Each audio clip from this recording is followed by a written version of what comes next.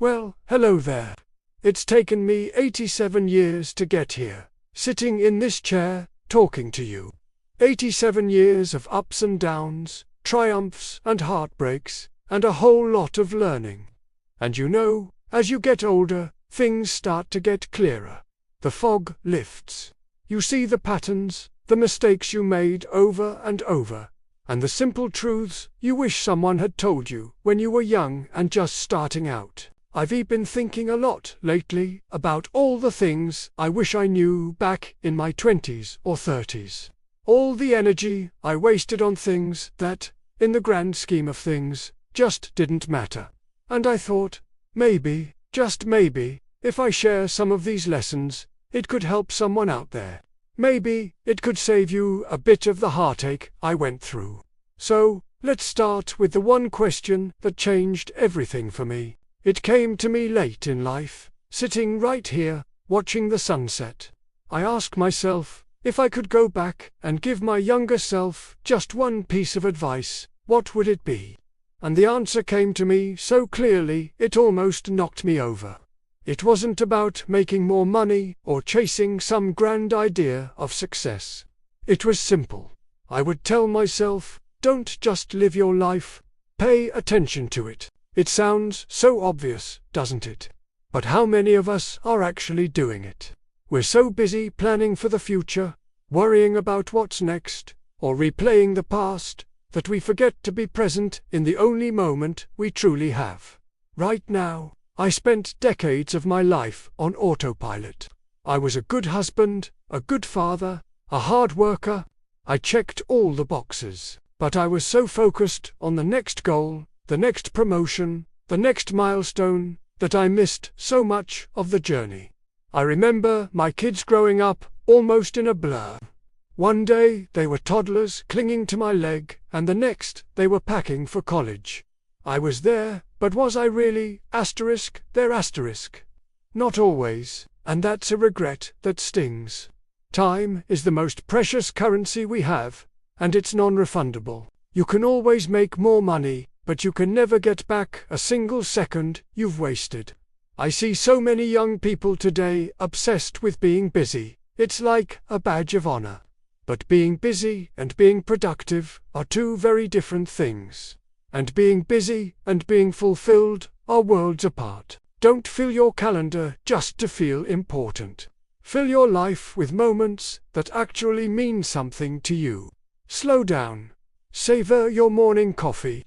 Really listen when someone is talking to you, instead of just waiting for your turn to speak. Watch a sunset without feeling the need to take a picture of it. Just be. This brings me to relationships. When you get to be my age, you realize that the quality of your life comes down to the quality of your relationships. It's not the car you drove or the size of your house. It's the people who sat beside you, who held your hand, who you laughed with until you cried. I've outlived so many of my friends. And what I miss most are the simple things, the phone calls, the shared stories, the comfortable silence of just being in the same room. So, invest in your people. Nurture your friendships. Call your parents, forgive quickly.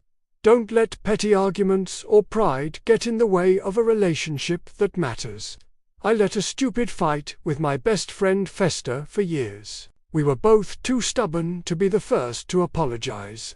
By the time I finally swallowed my pride, it was too late. He was gone.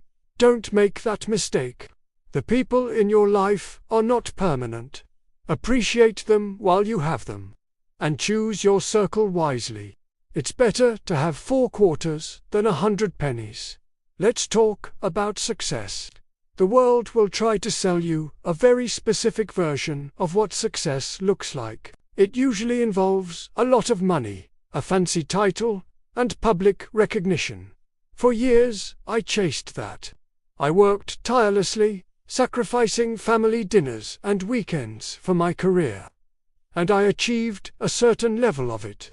But I found that the goalposts just kept moving.